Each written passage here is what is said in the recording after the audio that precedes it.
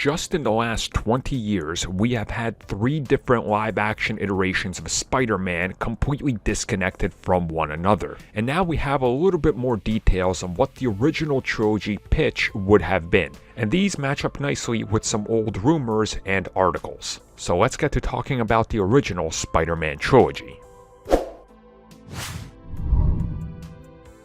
So of course we know that Sam Raimi's trilogy that they were planning for Spider-Man was going to go beyond that after the huge success of the first film. Sam Raimi started to plan the 4th film, and the 5th and 6th were in the early stages. But of course we know that before Sam Raimi figured out the direction he was going to go in, they were also developing multiple other scripts, projects, and ideas for a Spider-Man film. Now, after things went different ways, there was people involved with the whole Spider-Man franchise that were there even in some capacity to the original Sam Raimi version, and then were also there trying to get their pitches across for the Amazing Spider-Man. And recently, David Koepp, I might have botched that, I probably botched that, who sat down with Collider, talked a little bit about first Spider-Man around the time that the Amazing Spider-Man was in development after everything fell apart for the original planned Sam Raimi version.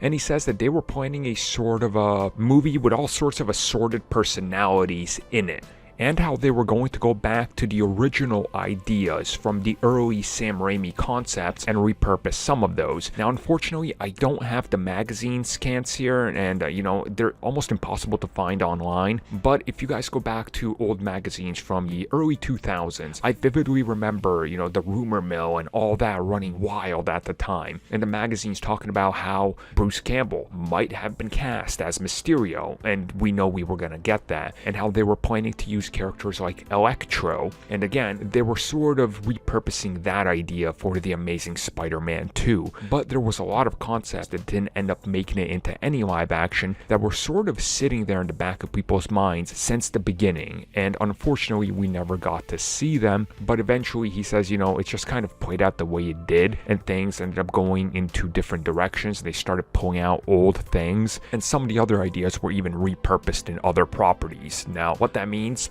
I don't know. I'm assuming probably the video games, because those used a lot of rejected ideas, such as the original Spider-Man 1 and 2.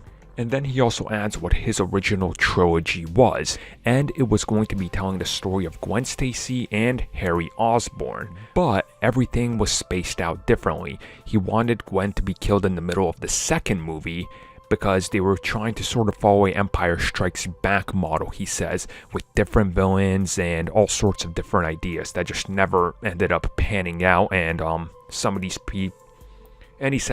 pieces would later make it off into Amazing Spider-Man 2, but in a completely different light.